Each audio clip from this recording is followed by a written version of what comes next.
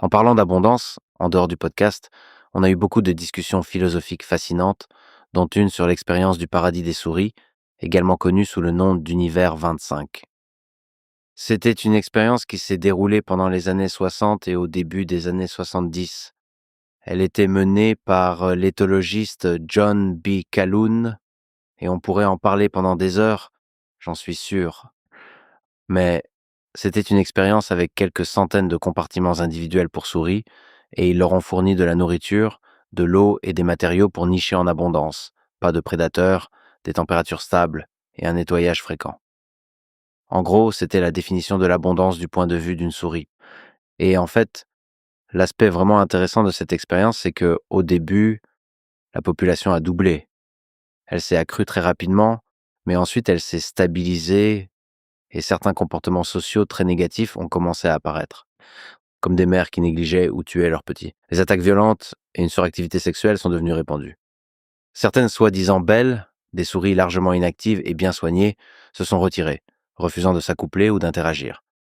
Donc, toutes ces sortes de qualités sociétales que nous voyons comme négatives pour le bon fonctionnement d'une société ont commencé à émerger à cause de l'abondance. Et finalement, l'effondrement. Les taux de reproduction ont chuté, la dysfonction sociale s'est propagée à la génération suivante et finalement, elles ont juste disparu. La population n'a pas seulement chuté à un niveau bas, elle s'est progressivement réduite à zéro, malgré le fait qu'il y avait une abondance continue de ressources. Comme, comme le décrit la description, la dernière souris est morte entourée de nourriture et d'eau jamais consommée. Donc il y a une profonde sagesse dans cette histoire à propos de l'abondance. Il semble que t'en as déjà parlé dans différents contextes tout au long de cette conversation. Il semble que le manque, il semble que les contraintes, il semble que la non-abondance soit essentielle à l'épanouissement humain, ce qui est une notion contre-intuitive.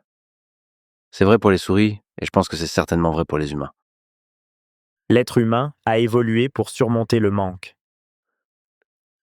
Presque par définition, il n'y a jamais eu de tel qu'une quantité infinie de nourriture ou de divertissement dans nos vies avant, aujourd'hui. Finalement, il semblerait que, en tant qu'espèce, nous perdons notre capacité à nous fixer des objectifs dans un monde où on a de tout et tout perd son sens. Les restrictions sont très importantes, mais je pense qu'elles devraient venir de l'intérieur. Il faut qu'il y ait une autorestriction plutôt qu'une restriction, pour se créer des objectifs et offrir un sens à la vie. D'une certaine manière, j'ai été chanceux, d'une manière très contre-intuitive, parce que j'ai grandi pauvre. J'avais pas d'argent quand j'étais adolescent. J'ai porté la même veste pendant des années. On l'avait elle-même achetée d'occasion dans un marché aux puces. Le salaire de mon père, de prof à l'université, mettait des mois à arriver. Parce que l'État russe était presque en faillite à l'époque. Ma mère devait travailler 2 emplois pour s'occuper de nous. C'était pas facile, mais ça m'a aussi donné un but. Ça a donné un sens et créé des priorités. Ça nous a permis de nous concentrer sur les choses qui comptaient. Ça nous a permis de développer notre caractère et nos capacités intellectuelles. Mais au contraire, si on avait tout, à quoi bon? Ces souris ont souffert d'un effondrement irréversible. Et ce n'était pas un accident. Ce type d'expérience a été répété d'innombrables fois. Au bout d'un moment, la dysfonction sociale et l'érosion des rôles sociaux naturels deviennent contagieuses.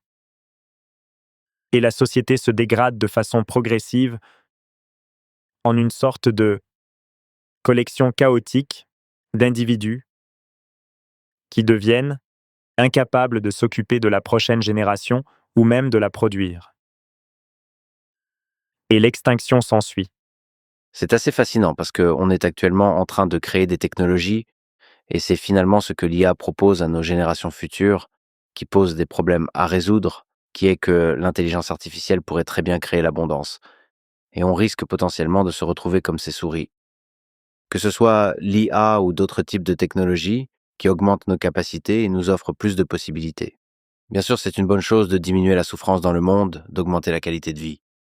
Mais à force d'approcher de cette abondance, le tissu qui nous connecte, enraciné dans notre biologie développée par l'évolution, pourrait créer un véritable défi pour nous. Il faut trouver le bon équilibre entre le chaos et l'ordre, entre s'auto-restreindre et libérer sa créativité.